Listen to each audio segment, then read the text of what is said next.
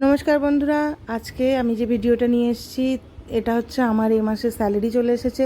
তো স্যালারিটা আমি কোথায় কিভাবে রাখি, কিভাবে ম্যানেজ করি, সেটা আজকে আপনাদের সঙ্গে পুরো ভিডিওটা শেয়ার করব।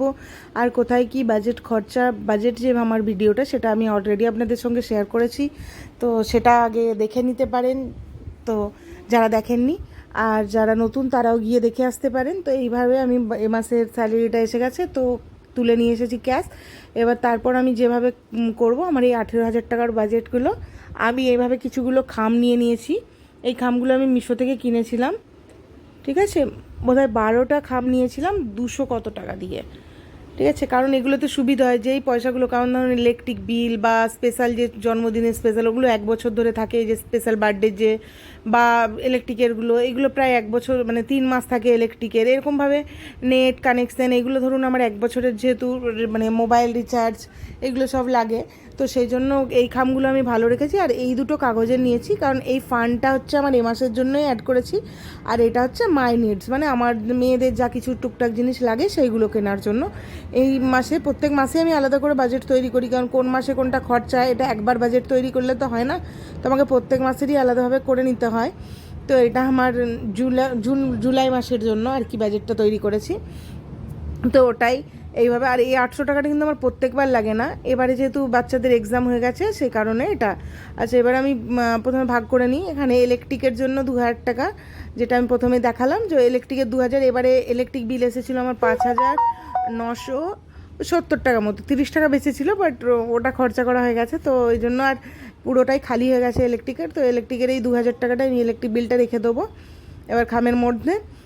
আর হচ্ছে আমি এভাবে 2,000 টাকা করে প্রত্যেক মাসে রেখে দিলে কী হয়, 3 মাস বাদে আমার যখন ইলেকট্রিক বিলটা আসে তখন কিন্তু খুব একটা প্রবলেম হয় না। শীতকালে যখন ইলেকট্রিক বিলটা কম আসে, অনেকটাই কম আসে, মানে 3 মাসে হয়তো কোনোবারে 1,500, কোনোবারে 1,400 এরকম বিল আসে। তো সেই টাইমটা কী হয়, ওই এক্সট্রা টাকাটা আমি সবসময় চেষ্টা করি অন্য কোনো কাজে লাগানোর বা সেভিংস করে নেওয়ার জন্য। আচ্ছা, এখানে স্কুলের জন্য আমার 400 টাকা বাজেটে। তো এই স্কুলের খামটাও খালি হয়ে গেছে, কারণ মেয়ের জন্য কিছু বই কিনতে হয়েছিল, তো ওই জন্য এটাও খালি হয়ে গেছে। তো এটার মধ্যেও রেখে দেবো 400 টাকা, যেহেতু আমি আমার ছেলে মেয়েকে গভর্নমেন্ট স্কুলেই পড়াই। তো আর টিউশন বলতে আমি আর ওর বাবা নিজেরাই পড়াই ওদের দুজনকেই। তো ওই জন্য আর আলাদা করে কিন্তু আমাদের টিউশন বা এক্সট্রা কোনো খরচা লাগে না। আচ্ছা, এরপর ফোন আর নেটের জন্য 500 টাকা, মানে ফোনটা নেটটা দুটোই আলাদা করে। ফোন রিচার্জ করতে আমি ওই 150 টাকার যে প্যাকটা হয় ওটা মারি ফোনে।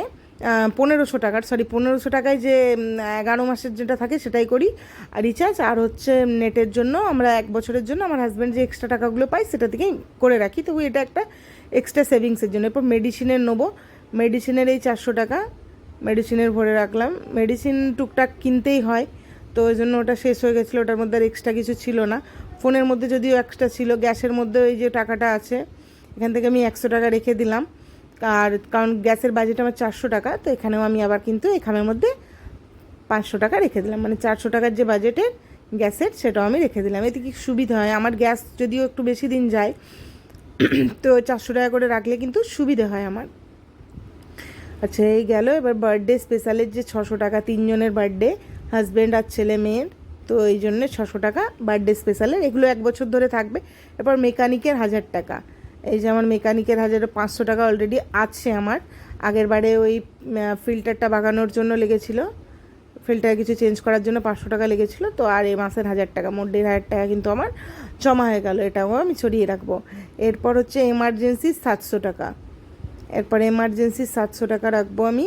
আর এই পকেট মানির যেটা বাচ্চাদের বিপি আর ডিপি লেখা আছে, বাবলি আর ডুঘুর পকেট মানি, সেটা কিন্তু আমি অলরেডি দিয়ে দিয়েছি। আর এই যেটা এক্সট্রা যে টাকাটা আরও 200 টাকা ডাস্টবিনের, ওটাও কিন্তু আমি আগেই দিয়ে দিয়েছিলাম। তো এই হলো আমার 700 টাকা এমার্জেন্সি, তাহলে এটা কিন্তু আমার পুরো কমপ্লিট হয়ে গেল। এরপর আমি এখানে কমপ্লিট করব, এখানে সেভিংস, শপিং, ট্রাভেল আর ফান্ড। তো শপিংয়ের প্রথমে 800 টাকা হচ্ছে, শপিংয়ের 800 টাকা রেখে দেবো। আমি প্রত্যেক মাসেই কিন্তু শপিংটা করে নিই, মানে যার যখন যেটা লাগে, কোনো মাসে মেয়ের, কোনো মাসে ছেলের যে ইউজ করার জিনিসগুলো লাগে সেগুলো আমি কিনে রাখি। আচ্ছা, ট্রাভেলিংয়ের 1,500 টাকা, এটা আমি আলাদা করে রাখবো। আর এখানে যে সেভিংসটা আছে 500 টাকা, এটা আমি কি করি, এটা আমি এই ঘরের যে টুকটাক জিনিস কিনতে হয় আলাদা করে, এটা এই সেভিংসটা কিন্তু সেটার জন্য, মানে টুকটাক জিনিস কেনার জন্য একটু জমা করে, কোনো দিন একটা কড়া লাগলো, এইগুলো লাগে না আমাদের মেয়েদের, তো সেই জন্য আচ্ছা, ফানের টাকাটাও রেখে দিলাম, আর এখানে আমার মায়ের নিডসেরও 400 টাকা আমি রেখে দিলাম। আচ্ছা, এরপর এখানে গ্রোসারির আর মানে যেটা বাকি সব কিছু কমপ্লিট হয়ে গেল। এখানে কিন্তু এবার আমার এখানে গ্রোসারির আর এইগুলোর জন্য লাগবে, আর সেভিংসের যে 500 টাকাটা সেটা আমি এটার মধ্যে যেখানে রেখে দিলাম। এখানে আরও 1000 টাকা আমি কোথা থেকে ম্যানেজ করবো সেটাও আপনাদেরকে দেখাবো। আচ্ছা, এরপর আমি এখানে তুলে নিয়েছি, এখানে যে আমার 3500 টাকার গ্রোসারি না, এটা কিন্তু কিছু জিনিস কিন্তু আমার অলরেডি আছে এই মাসে, ঠিক আছে। তো যেই জিনিসগুলো আছে সেগুলো আর কিনতে হবে না। তো আমার কিন্তু এখানে গ্রোসারির থেকেও আমি কিছু টাকা সেভ করবো, আর এখানে আমার কাছে কিছু টাকা এখনও বেঁচে রয়ে গেছে গ্রোসারির আগের মাসের। তো 3500 টাকার জন্য কিন্তু আমি এটাকে নিয়ে নেবো। 3500 টাকার আগে এই বাকি পয়সাটা রেখে দিই, আর 2000 টাকা যেটা আমার রেখেছিলাম, যেহেতু 1000 টাকা আমি সেভিংসের মধ্যে আগে রেখে দিচ্ছি, কারণ 3500 টাকা প্রথমেই বললাম আমার কিছু জিনিস এ মাসে কিনতে হচ্ছে না। তো এই জিনিসগুলো, কিছু জিনিসগুলো যেটা বেঁচে আছে সেই জিনিসগুলোর জন্য আমি 1000 টাকাটা কিন্তু আমার আলাদা করে সেভ করে নিলাম 1500 টাকা। আর 3500 টাকা থেকে 1500 টাকা বাদ গেল, তাহলে থাকবে, সরি 3500 টাকা থেকে 1000 টাকা বাদ গেল, তাহলে থাকবে 2500 টাকা। 2500 টাকা কিন্তু আমি এই গ্রোসারির ব্যাগের মধ্যে এক্সট্রা টাকাটাকে আমি বের করে নেবো, আর এইটা কিন্তু আমি রেখে দেবো। এই এক্সট্রাটা কিন্তু আমার এক্সট্রা সেভিংস হয়ে গেল, ঠিক আছে। এটা আমার এক্সট্রা সেভিংস হলে এটা আমি অন্য কোনো কাজে লাগাবো, যে কাজটা আমার মানে বাকি রয়ে গেছে সেটার ক্ষেত্রে। আচ্ছা, এবার ভেজিটেবলের জন্য এখানে রেখেছি 1000 টাকা। তো এখানে ভেজিটেবলের 1000 টাকা। এবার চিকেনের জন্য 1200 টাকা, ঠিক আছে। চিকেন 3 4 12 মানে 300 টাকা করে সপ্তাহে, তো 4 সপ্তাহে 3 4 1200 টাকা, এটা গেল চিকেনের। এরপর আসছে আমার মাছের, ফিশের ক্ষেত্রেও কিন্তু আমরা 800 টাকায় ফিশের জন্য ইউজ করি, মানে 200 টাকা করে।